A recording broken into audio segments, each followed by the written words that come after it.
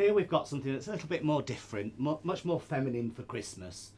We're going to work with the pale pinks and lime greens. So we've got the wonderful pale pink roses here, the wonderful green anthurium with a pink centre, and then we've rolled some leaves, and we've got the beautiful pine leaf around the outside. So this really sort of is going to give an alternative look to the way we would actually wrap a hand tied. It sort of gives you a very intricate outside to the piece. We're going to use the wonderful aubergine metallic cellophane here with the beautiful silver star that is imprinted into the design. I'm going to cut approximately 17 inches of the cellophane away, and I will cut roughly about 4 of these pieces, and I will then take the actual cellophane, fold in half, and then cut like so. So you've got 2 squares that are approximately 17-inch square. We're going to take the first one, and we're going to fold the cellophane gently over to a very sharp point, and we're just going to add a small piece of sellotape just to hold that in place. We then repeat the process again to the centre of where you've just folded, and making sure we just need to leave that nice sharp point at the top of the cellophane. Once we've done this, we fold in again. It's like going back to school when you made a paper aeroplane and you were folding in to make your creases. That's exactly the sort of feel that we're looking for, and we're just going to then fold in one more time. So this gives me a real nice sharp point, and then just catch in 3 points down the middle, like so. So this gives a real nice clean look, and all your mechanics are on the inside. So we just need to do one more, and again repeat that same process.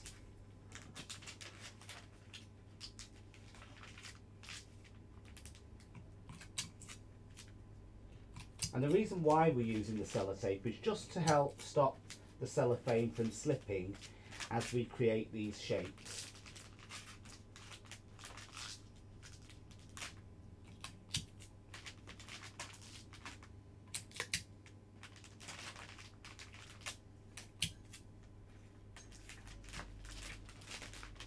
So we have approximately 2, 4, 6, 8 already prepared for the hand tied.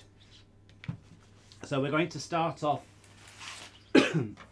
by taking the hand tied, and we just want to have a look at where we want to have the points. So we've got our first point around the outside of the hand tied, and we need to then gently space them evenly around the outside.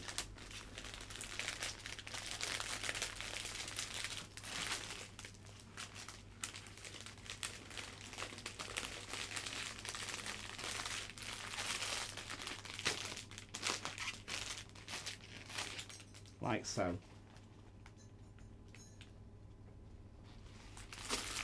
I'm going to turn the hand tied, and I'm just again always gently just pulling each point till I've got all my pieces in place. I have 8 here, I might not need 8, so as I'm building around I can then decide how many I actually need. So one more.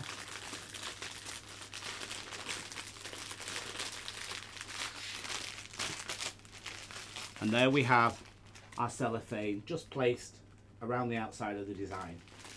We're going to tie off now with some twine.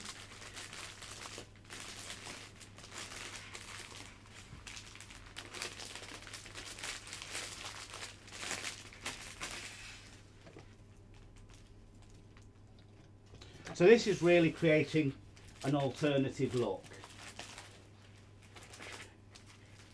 It takes a little bit more time, but sometimes when a customer is spending those extra little pennies on a nice exclusive hand tie, I think you always want to just create something that is a little bit more special.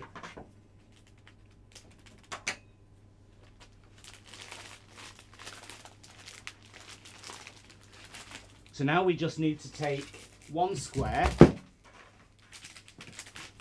of the aubergine cellophane, again fold, so you get that perfect shape. And this is one way of not wasting any material. You can see that I'm not actually cutting off and actually having a lot of waste.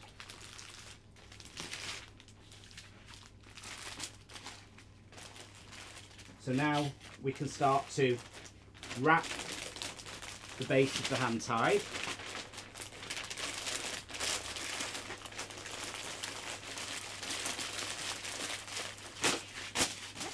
Gently pulling the cellophane to become nice and taut around the base.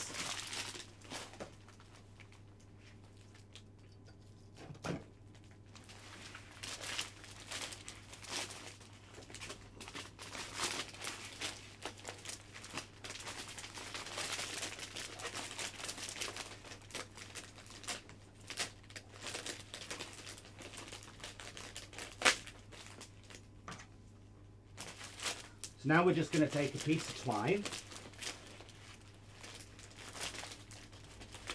and fasten off the cellophane around the base.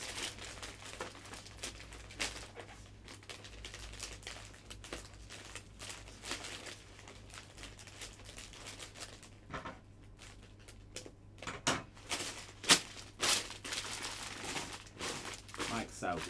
Now we have the hand tied ready and we've got the spikes all the way around. Yeah, you can leave them with the spikes if you like, or you can just create that extra interest, and we can fold each section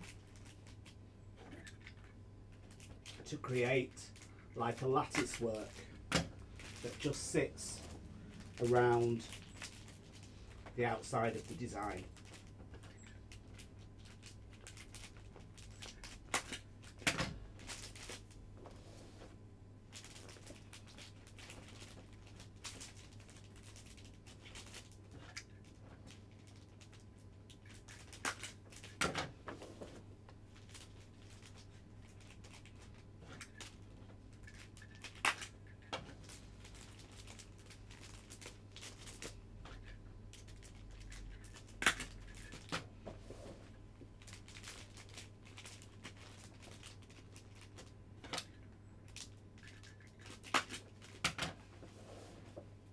So there you can create this wonderful little lattice effect that just sits around the outside of your hand tied.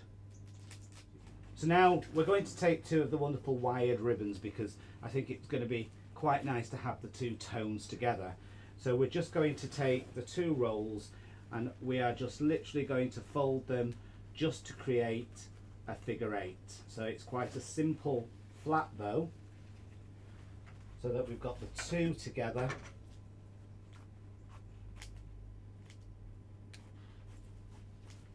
And we can trim, and then we're just going to tease in the middle, taking one piece of the silver and fastening together. So this creates a real nice double effect ribbon. So it really creates that extra lushness to the piece. Again, always making sure that my tying point is hidden at the top